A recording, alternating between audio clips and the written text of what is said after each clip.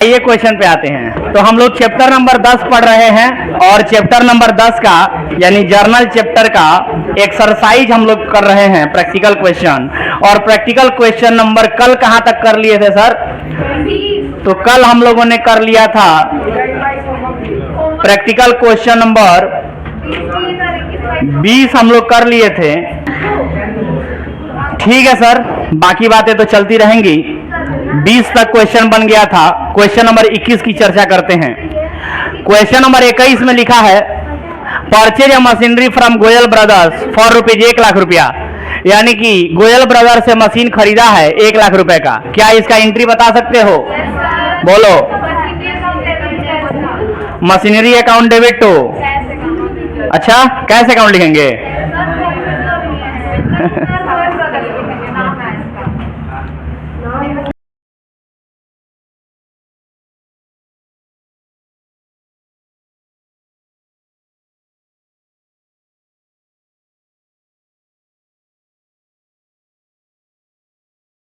Chapter number हम लोग पढ़ रहे हैं जर्नल, और उसका क्वेश्चन नंबर 21 क्या बनाना है? इन द बुक्स बोला है क्या? किसके बुक में बनाना है? नाम नहीं दिया तो डैश डैश डैश। क्या लिखेंगे यहाँ पर? जर्नल एंट्री फॉर्मेट बना देंगे। छोटा सा फॉर्मेट बनाना है क्योंकि ट्रांजैक्शन 2 ही दिया है।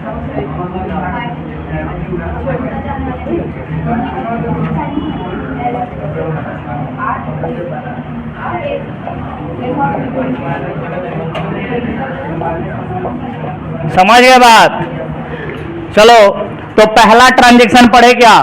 ये रहा आपका क्वेश्चन नंबर 21 का फॉर्मेट। और आइए अपने जर्नल चैप्टर का क्वेश्चन नंबर 21 हम लोग पढ़ते हैं क्या लिखा है। पढ़ा जाए तो जर्नल चैप्टर का क्वेश्चन नंबर 21 लिखा है आपके नए वाले किताब में। ये एसवीपीडी का जो किताब है, इस नए वाले किताब में पेज नंबर 177 में दिया है इंग्लिश मीडियम बुक में। हिंदी मीडियम बुक में मिला लीजिएगा अगर किसी के पास होगा तो 177 यानी पेज नंबर 177 में क्वेश्चन नंबर 21 दिया हुआ है। पहला transaction purchase a machinery from Goyal brothers for rupees 1 lakh रुपया, यानी गोयल ब्रदर्स से 1 लाख रुपए का मशीन खरीदा। तो क्या बता सकते हैं? मशीन खरीदा है तो machine account debit to Goyal brothers account. उधार में खरीदे हैं ना, क्योंकि नाम लिखने के बाद फॉर कैश नहीं लिखा है, इसीलिए उधार में खरीदे। और जब भी उधार में खरीदते हैं तो सामने वाले का नाम लिखते हैं। तो चलो नरेशन लिख देंगे यहाँ पर, being machinery purchase from Goyal brothers. कोई दिक्कत? कितने रुपए का? 1 लाख रुपए का। कितने रुपए का? हाँ जी, कितने रुपए का मशीन खरीदे हैं? पीछे अगला ट्रांजैक्शन लिखा है, ध्यान दो। अगला ट्रांजैक्शन लिखा है wages paid for the erection of machine. समझो बात को, wages paid for the erection of machine. Sir ये इरेक्शन क्या होता है? इरेक्शन का मतलब क्या होता है? इरेक्शन को ही इंस्टॉलेशन बोला जाता है। आया बात समझ में? इंस्टॉलेशन समझते हो? इंस्टॉलेशन का माने मशीन को अपने यहाँ सेट करवाना। जैसे एसी यहाँ खरीद के आया, देखो एसी चल रहा है ना, एसी जब यहाँ खरीद के आया तो एसी खरीद के आने के बाद इसका इंस्टॉलेशन करवाया गया, मतलब यहाँ पर सेट करवाया गया। सेट करवाने में भी कुछ खर्चा लगा। समझ गए बात? एजेंसी से एक आदमी आया, इसको सेट किया। आया बात समझ में? तो उसमें खर्चा नहीं लगा क्या? उसको इंस्टॉल करवाने का चार्ज अलग से देना पड़ा। तो हम लोग पढ़े हैं कि सर अगर किसी कैपिटल एसेट पर यानी कि किसी पूंजीगत संपत्ति पर अगर इस तरह के कुछ खर्चे किए जाते हैं, जैसे कैरेज हो गया चाहे इंस्टॉलेशन हो गया, तो फिर इनको क्या किया जाता है? उसी एसेट में, उसी एसेट के कॉस्ट में क्या कर दिया जाता है? जोड़ दिया जाता है, ऐड कर दिया जाता है। तो अगर हमने इरेक्शन यानी इंस्टॉलेशन का खर्चा किया है तो उसको मशीन के नाम से, एसेट के नाम से ही दिखाया जाएगा। तो दूसरा ट्रांजैक्शन हो जाएगा मशीन अकाउंट डेबिट, और इरेक्शन का चार्ज पेड किए है ना, पैसा दिए है ना, तो टू कैश अकाउंट। समझ में आया क्या? तो ये आपका नरेशन हो जाएगा। यहाँ पर लिख दीजिएगा being paid for erection of machinery. कितना रुपया पेड किया है जी? 2000 रुपया पेड किए हैं। हाँ, हमको भी यहाँ पर इंस्टॉल करवाने का चार्ज लगभग 2000 लग ही गया था। क्योंकि स्टैंड वगैरह लगवाना, फिर वो सब ठीक करवाना है ना, प्लस जो एजेंसी से इंजीनियर आया था उसको देना पैसे, सब मिला के 2000 प्लस लग गया था लगभग। खैर कोई बात नहीं, कंसेप्ट समझ में आया क्या? कंपाउंड एंट्री आप चाहें तो बना सकते हैं कंपाउंड एंट्री, बट चूंकि इसमें ट्रांजैक्शन अलग अलग दिया है तो हम ये मानेंगे कि मशीन पहले अलग खरीदा गया किसी दूसरे दिन और उसको इंस्टॉल किसी दूसरे दिन करवाया गया, तो जब डेट चेंज हो जाता है तो फिर कंपाउंड पॉसिबल है क्या? कंपाउंड होने के लिए सेम डेट होना चाहिए सबसे पहली बात, और सेम नेचर होना चाहिए। ठीक है, तो नेचर तो सेम दिख रहा है लेकिन सेम डेट नहीं होगा, क्योंकि ट्रांजैक्शन का नंबरिंग बदलने का मतलब है कि डेट बदल गया, और इसलिए कंपाउंड नहीं करेंगे। वैसे अगर आपका ये मानना है कि नहीं सर ट्रांजैक्शन का नंबरिंग बदला है, क्या हम ये नहीं मान सकते हैं कि डेट सेम ही होगा, सेम ही दिन खरीद के लाए होंगे या सेम ही दिन इंस्टॉल करवा लिए होंगे? अगर आपका सोच ऐसा है देन आप क्या कर सकते हैं, कंपाउंड बना सकते हैं, अदरवाइज नहीं बनेगा। कोई दिक्कत बोलो ना। अगर किसी को मन करे कंपाउंड बनाने का, इस दोनों को कंपाउंड बनाने का, तो कैसे बताएंगे, कैसे बनाएंगे कंपाउंड बताओ? Machine account debit to Goyal brothers account to cash account. समझ गए बात?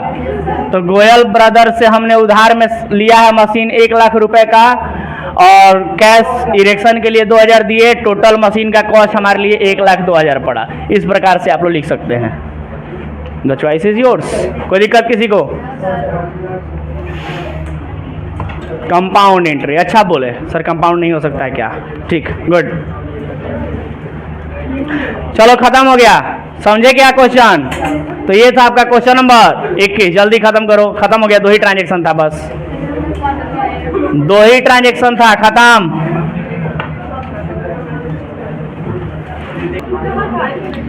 चलिए शुरू करते हैं क्वेश्चन नंबर 22। क्वेश्चन नंबर 22 पढ़ते हैं। लिखा है give journal entry, journal entry देना है, तो सबसे पहले लिख लेंगे इन द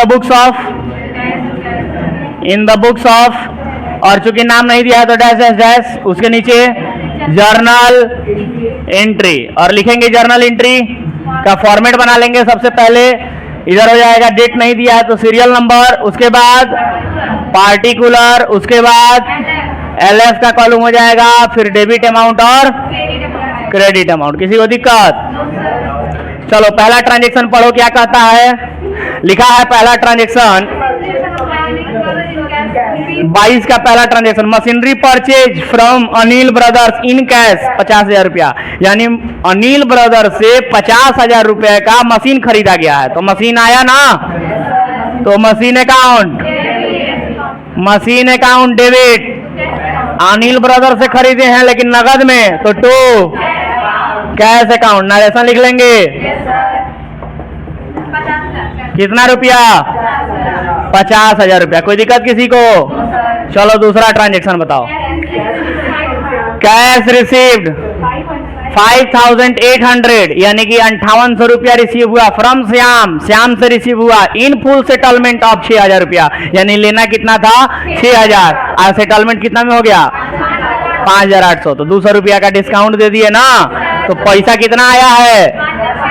तो कैश अकाउंट डेबिट, और कैश के साथ अगर डिस्काउंट की चर्चा की जाती है तो जहां कैश वहीं डिस्काउंट, माने कैश डेबिट तो डिस्काउंट भी जानते हो ना काहे? Yes sir. टू किससे मिला है? हाँ श्याम से, तो टू श्याम से अकाउंट। किसी को दिक्कत? नरेशन लिख लेंगे। चलो बताओ कितना रुपया कैश आया? 5,800, डिस्काउंट कितना दिए? 200, कितना हो गया टोटल हिसाब? किसी को दिक्कत?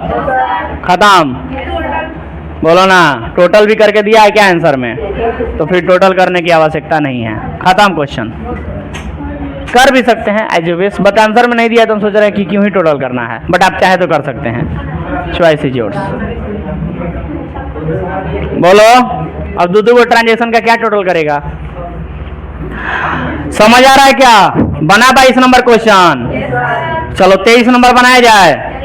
लिखा है withdrew from bank for private use, यानी प्राइवेट यूज के लिए बैंक से निकाला। तो चलो उधर लिखे क्या? यहीं पे बना देंगे, दो तो ट्रांजेक्शन है। क्वेश्चन नंबर 23 यहीं बना दे क्या? Question number 23 in the books of, किसके बुक में बोला है? नहीं बोला है इन द बुक्स ऑफ, तो डैश है डैश।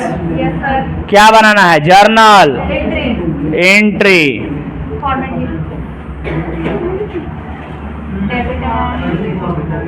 Serial number.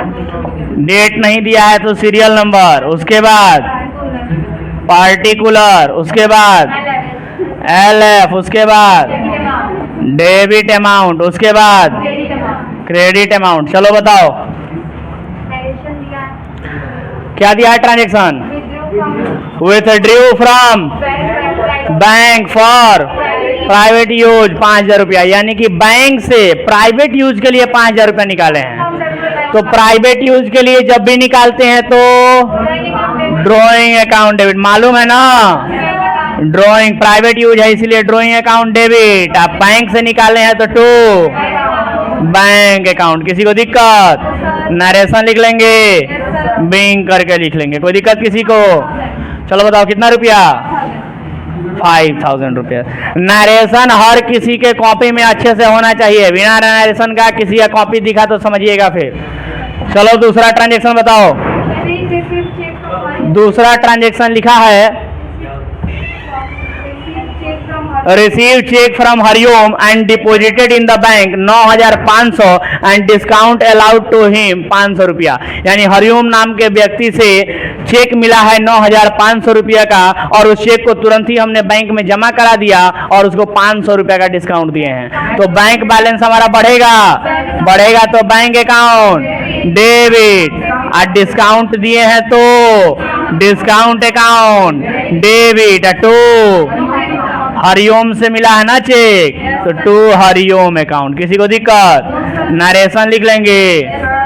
चलो बताओ 9,500 रुपया का बैंक बैलेंस बढ़ा, 500 रुपया का डिस्काउंट दिए, टोटल मिला के हरिओम का अकाउंट 10,000 से क्लोज हो गया। कोई डाउट किसी को? तो इस प्रकार से आपका ये क्वेश्चन नंबर 23 भी समाप्त हुआ। तो आप सभी देख सकते हैं कि सर आज कैसे फटाफट सवाल बन रहे हैं, क्योंकि सवाल छोटे छोटे हैं इसलिए बन रहे हैं, है ना?